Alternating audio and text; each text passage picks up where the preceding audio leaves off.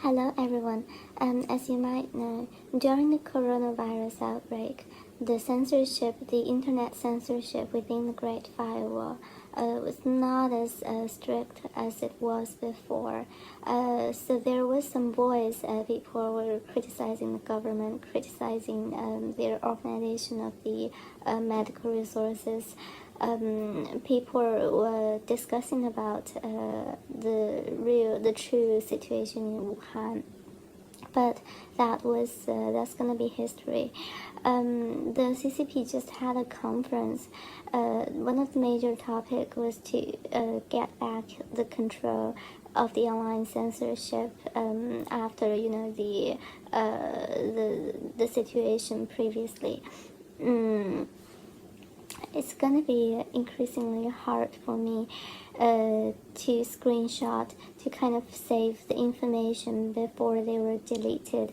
I'll have to spend like all my time online to catch the information, the updates immediately, but that's not gonna be possible. So I'm afraid in the future my video is gonna be less informative. I probably won't be able to catch as much information as I can before, for the reason I have told you. But unfortunately, the outbreak in Wuhan won't become less serious because I don't hear from them. The shortage of the medical resources, the staff, the ratio of the staff and patients is still a problem. It's still a serious problem.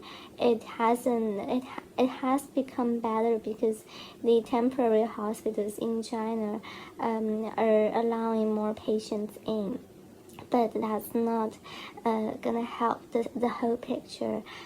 From the state media, this is the official state media, People's Daily. It says anyone in Hubei who can report someone they know that has a fever, they will get a 1,000 yuan reward. Basically, think about it, it's like $200 reward. I mean, this is for someone who has a fever but didn't tell the official, like the government or the hospital, that they have a fever for one reason or another. If you report such a person, you will get a reward. It sounds reasonable when you first glance at it, but when you think carefully about it, it's pretty scary.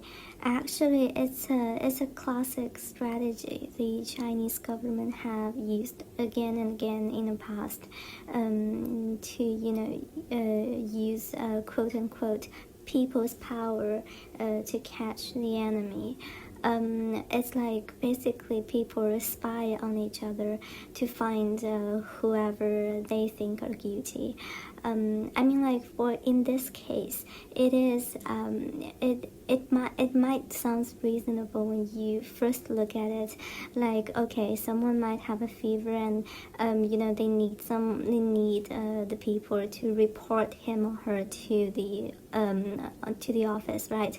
But if you know what, like if you're familiar with this strategy, like spying on each other, report each other, you will be feel uncomfortable by seeing such a news. Another news is that those cities, not in Hubei province, but like in southeast of China, Hangzhou, and in the capital Beijing, some of the residence area, they are imposing the strategy that those who don't own the property in that residence area couldn't enter it if you're coming from outside, not necessarily from Wuhan. For example, if you were visiting your family in another province and now you're coming back to Beijing, if you're renting a place in Beijing, you probably will have a problem getting back to your own place.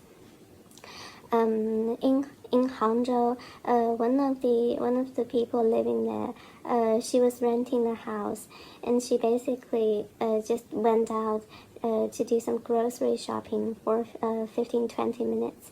When she came back, the security people at the entrance was asking her to show her identity card and prove her ownership of the house, and she said I'm a tenant, and they didn't allow her in. That was only like 20 minutes after she was out of the house.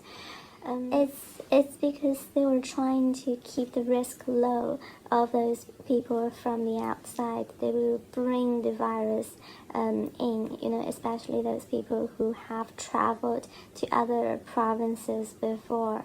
It looks understandable, but when you think that they differentiate your eligibility by your ownership of the property, that is quite ridiculous, right? If you're a tenant, then you're instantly suspicious of carrying the virus because you're unstable. You're kind of unstable people. You're an outsider. Do you get what I mean? This is also pretty Chinese. It's because we have. I'll say more about this in the future. We have a hukou system, which basically differentiates people by where your identity card is registered in. If you have a property, if you have a real estate property in this place and stuff like that, it is a discrimination. I mean, discrimination is understandable. People are afraid of virus, people are afraid of death, afraid of being infected. There are also like Chinese phobia going on in the West. People are afraid of, those Chinese might pass the virus to them. It is understandable when it happens like in small scale, when it happens individually, but it is not forgivable when this kind of discrimination happens systematically and is led by the government, like officially. It's completely different. I made a video previously about a Wuhanese who was on the road for 6 days simply because he couldn't find a hotel that would accept him. On his way throughout the provinces he traveled to. It's unbelievably, it's both hilarious and cruel.